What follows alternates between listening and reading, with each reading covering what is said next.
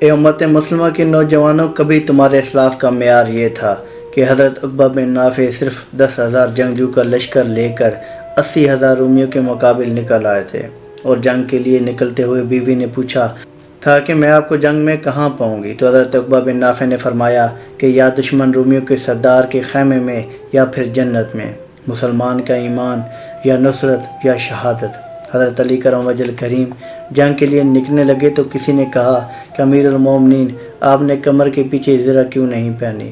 تو امیر المومنین حضرت علی کرم وجہ کریم نے فرمایا کہ ہم نے میدان جنگ میں پیٹھ دکھا کر پیچھے کی طرف مڑنا نہیں، ہماری پشت کس نے دیکھنی ہے؟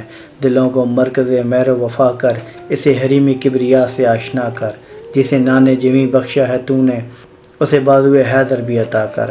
کبھی آوار و بے خان عشق، کبھی شاہ شہان و شیر عشق، کبھی مداح میں آتا ہے ذرا پوش، کبھی اوریان و بے تیغ و ثنا عشق، کبھی تنہائی کو دمن عشق، کبھی سوز و سرور و انجمن عشق، کبھی سرمایہ و محراب و منبر، کبھی مولا علی خیبر شکن عشق۔ نکل کر خانقاہوں سے ادا کر رسم شبیری، کہ فقر خانقاہی ہے فقط اندو دلگیری۔ یہ غازی یہ تیرے پرسرار بندے، جنہیں تو نے بخشا ہے ذوق خدائی، دو نیم ان کی ٹھوکر سے سیر و دریا، سمٹ کر پہاڑ ان کی ہیبت سے رائی۔ دو عالم سے کرتی ہے بیگانہ دل کو، عجب چیز ہے لذت آشنائی، شہادت مطلوب و مقصود و مومن، نہ مال غنیمت نہ کشور کشائی۔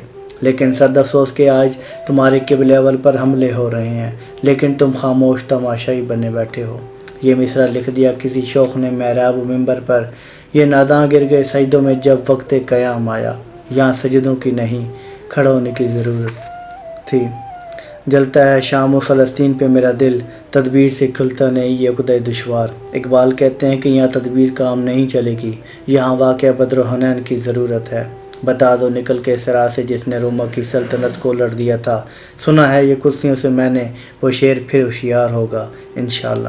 اور اب تیرا بھی دور آنے کو ہے فقر غیور، کھا گروئے فرنگی کو ہوا اسی مضر۔